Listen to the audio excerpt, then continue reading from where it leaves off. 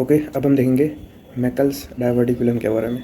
तो सबसे पहले डायवर्टिकुलम का मतलब क्या होता है? It is a pouch formed in the GI tract.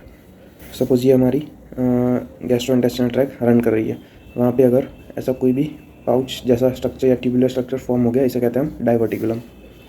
अब मैकल्स डायवर्टिकुलम की डेफिनेशन क्या है? It is a congenital condition. तो सबसे पहले it is a congenital anomaly, it is a congenital diverticulum arising from the terminal ileum and is a part of the unobliterated proximal portion of vitellointestinal duct। अब इसका पूरा मतलब क्या होता है वो देखते हैं। ये देख लो, ये हमारा है यॉर्क सैक के ड्यूरिंग डेवलपमेंट। ये होता है यॉर्क सैक और ये पूरा जीआई ट्रैक। उसमें ऊपर वाला पार्ट होता है फोरगट, फिर ये होता है मिडगट एंड ये हाइंडगट। Foregut, midgut and hindgut. तो ये यॉर्क सैक और मिडगट को कनेक्ट करता है एक ये duct which is known as vitello intestinal duct, VI duct या फिर विटेलो इंटेस्टिनल डक्ट। तो ये प्रेजेंट होता है ड्यूरिंग एम्ब्रियोनिक लाइफ, लेकिन जैसे जैसे डेवलपमेंट होती है वैसे वैसे इसका ऑब्लिट्रेशन हो जाता है और ये डिसअपियर हो जाता है। फिर यॉर्क सैक और एलिमेंट्री कैनाल अलग अलग हो जाता है, ये डक्ट ऑब्लिट्रेट हो जाता है, डिसअपियर हो जाता है। लेकिन कोई कोई केसेस में ये डक्ट परसिस्टेंट रहता है, कि कोई केसेस में ये डक्ट परसिस्टेंट रहता है। अगर पूरा डक्ट परसिस्टेंट रहे तो उसे कहते हैं हम विटेलो इंटेस्टिनल फिस्चुला। लेकिन सपोज अगर डक्ट का, ये डक्ट होगी यॉर्क सैक, डक्ट का ऑब्लिट्रेशन होना स्टार्ट हो गया है, यहाँ तक थोड़ा हुआ लेकिन कंप्लीट ऑब्लिट्रेशन नहीं हुआ, तो अभी बीच में यहाँ पे रुक जाएगा और यहाँ पे बन जाएगा ये diverticulum in the midgut. तो ये उसकी definition, it is the incomplete obliteration of the vitello intestinal duct. Okay, complete obliteration नहीं होगा, incomplete obliteration of vitello intestinal duct, उसके जैसा फॉर्म होता है ये diverticulum which is known as Meckel's diverticulum. अब डेफिनेशन फिर से देखते हैं। इट इज कंजेनाइटल डायवर्टिकुलम, ये देखा हमने, arising from the terminal ileum. Okay, most commonly होता है in the terminal ileum. It is part of unobliterated proximal portion of the vitello intestinal duct. Okay, unobliterated यहाँ पे दिया है। It is congenital, it results from incomplete closure of the vitello intestinal duct. Okay, incomplete closure is the most important word, incomplete, ये उसकी definition. अब इसमें आता है एक रूल ऑफ टू। ओके, ये सारे रूल ऑफ टू है। तो इट इज़ 2% कॉमन, उसकी लोकेशन है 2 feet from the ileocaecal wall, कि ये इलियम है और ये सिकम है, यहाँ पे इलियोसिकल वॉल। तो it is 2 feet away from the, या फिर 2 feet proximal from the ileocaecal valve. ये Meckel's diverticulum in the ileum, terminal ileum.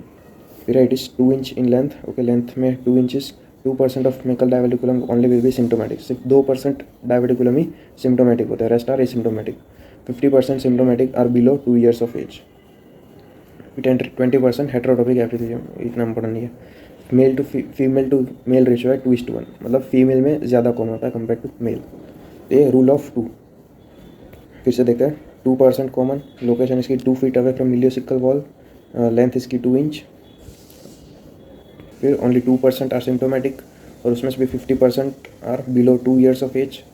फिर है फीमेल टू मेल रेशियो 2:1, ये रूल ऑफ टू। उसके बाद फिर से it is congenital results from incomplete closure of VI duct. It is most common congenital anomaly of small intestine. Small intestine की most common congenital anomaly है। It arises from the anti mesenteric border of ileum. Okay, anti mesenteric, यहाँ पे mesentery attached होती है, तो इसके opposite side यहाँ से अराइज होगा मैकल्स डायवर्टिकुलम, एंटी मिसेंट्रिक बॉर्डर। और एक important point, it is a true diverticulum. True diverticulum इसलिए क्योंकि it contains all the 3 layers of bowel with independent blood supply। इसकी वजह से ये एक ट्रू डायवर्टिकुलम है। इतने पॉइंट हो गए। अब ये मैकल्स डायवर्टिकुलम में ना प्लूरीपोटेंट सेल्स प्रेजेंट होते हैं, तो उसकी वजह से ये कोई भी टाइप के एपिथेलियम में कन्वर्ट हो सकता है। It can also contain gastric epithelium, colonic epithelium and pancreatic epithelium, pancreatic tissues. लेकिन most commonly gastric tissues present होते हैं इन द मैकल्स डायवर्टिकुलम। तो गैस्ट्रिक टिश्यू हो गए तो उसके साथ एसिड सिक्रीशन भी होगा, अल्सरेशन भी होगा, परफोरेशन भी हो सकता है, वो सब आगे देखेंगे। तो इतना याद रखो, 20% केसेस में हेट्रोटॉपिक एपिथेलियम होता है, like gastric epithelium, colonic epithelium और पेंक्रियाटिक एपिथेलियम, पेंक्रियाटिक टिश्यू। अब इट मे और may not be communicated with umbilicus, क्योंकि ये अम्बिलिकस के साथ या तो कनेक्टेड हो सकता है या फिर कनेक्टेड नहीं भी हो सकता है। अगर कनेक्टेड होगा it will be through a band और फिस्चुला। तो ये इतने पॉइंट्स हो गए मैकल्स डायवर्टिकुलम, एक डेफिनेशन, रीजन इसका incomplete closure of VI duct, most common congenital anomaly, arise कहाँ से होता है, anti mesenteric border, true diverticulum है क्यों है, क्योंकि contains all the 3 layers of bowel with independent blood supply. Heterotrophic mucosa epithelium present होता है, most common is gastric epithelium. It can be connected और communicated with umbilicus through band और fistula. अब presentations देख लेते हैं मेकल्स डाइवर्टिकुलम के। Majority cases are asymptomatic, only 2% are symptomatic, तो मेजॉरिटी आर एसिम्टोमेटिक। प्रेजेंटेशन होगी most common is the severe haemorrhage form. Okay, Meckel's diverticulum से ब्लीडिंग होगी which will lead to severe haemorrhage is the most common presentation seen in children. और ये bleeding होगी वो stool में भी present होगी, तो हमें मरून कलर्ड स्टूल दिखेगा which is Melina. Okay, मिलीना Malena जो भी हो, in short maroon coloured stool देखने को मिला, मरून कलर ब्लड नहीं। और इनकी ये पेशेंट की एज भी 2 ईयर्स और लेस देन 2 ईयर्स होगी। फिर एक हो गई हेमरेज, फिर दूसरा इंटेस्टिनल ऑब्स्ट्रक्शन भी हो सकता है। ये मेकल्स डाइवर्टिकुलम कभी कभी इलियम के अराउंड ही बाउंड हो जाता है, इलियम के अराउंड ही बाउंड हो जाता है और it can cause intestinal obstruction, या फिर ये वॉल्स की अधेशन हो जाती है, उसकी वजह से भी ऑब्स्ट्रक्शन हो सकता है। Intestinal obstruction due to bands adhesions and interception. फिर एक है थर्ड है परफोरेशन, क्योंकि गैस्ट्रिक म्यूकोसा होगा, एसिड सिक्रेशन होगा, अल्सर हो सकता है, अल्टीमेटली परफोरेशन भी हो सकता है which can cause peritonitis, peritoneum का इन्फ्लेमेशन। फिर ये भी वही interception and volvulus of small bowel. फिर पेप्टिक अल्सर हमने देखा, अगर गैस्ट्रिक म्यूकोसा होगा तो फिर पेप्टिक अल्सर फॉर्म हो सकता है। फिर है डाइवर्टिकुलाइटिस, मेकल्स डाइवर्टिकुलम का ही इन्फ्लेमेशन होगा which will mimic features of acute appendicitis. तो ये एक डिफरेंशियल डायग्नोसिस हो गया, एक्यूट अपेंडिसाइटिस, तो डाइवर्टिकुलाइटिस हो सकता है और 6%। फिर 7th है एक इम्पोर्टेंट हर्निया। अगर सपोज इंग्वाइनल या फिमोरल हर्निया हुआ तो मेकल्स डाइवर्टिकुलम उस हर्निया में प्रेजेंट हो सकता है as a content in the hernial sac. तो अगर मेकल्स डाइवर्टिकुलम प्रेजेंट होगा as a content in the hernial sac तो उसे हम कहेंगे Littre's hernia. Littre's hernia, presence of Meckel's diverticulum in hernial sac as a content. It can be inguinal or femoral hernia. ये था 7th। फिर एक है इन साइलेंट मेकल्स डाइवर्टिकुलम, मतलब इन शॉर्ट एसिम्टोमेटिक। और हमें पता कैसे चलता है कि मेकल्स डाइवर्टिकुलम है या नहीं है? ड्यूरिंग लेप्रोटोमी या लेप्रोस्कोपी या कोई भी रेडियो आइसोटोप स्टडी। फिर लास्ट है कार्सिनोइड, कार्सिनोइड में भी कन्वर्ट हो सकता है। तो ये फीचर्स हो गए सारे मेकल्स डाइवर्टिकुलम के। अब इसका डायग्नोसिस मोस्ट कॉमनली होता है through technetium scan. Okay, technetium radio isotope scan, उसमें टेक्नीशियम है technetium 99। Okay, technetium 99 radius isotope scan. ये क्या करता है, जो हेट्रोटोपिक म्यूकोसा था, हेट्रोटोपिक मोस्ट कॉमनली था गैस्ट्रिक म्यूकोसा, तो हेट्रोटोपिक गैस्ट्रिक म्यूकोसा आइडेंटिफाई करता है इन द मेकल्स डाइवर्टिकुलम। तो उससे भी हमें पता चल जाता है कि यहाँ पे मेकल्स डाइवर्टिकुलम है। फिर ये एक तो गैस्ट्रिक म्यूकोसा डिटेक्ट करता है, दूसरा ये ब्लीडिंग भी डिटेक्ट कर सकता है, कोई मिनिमल ब्लीडिंग भी डिटेक्ट कर सकता है, लाइक 0.1 ml पर मिनट।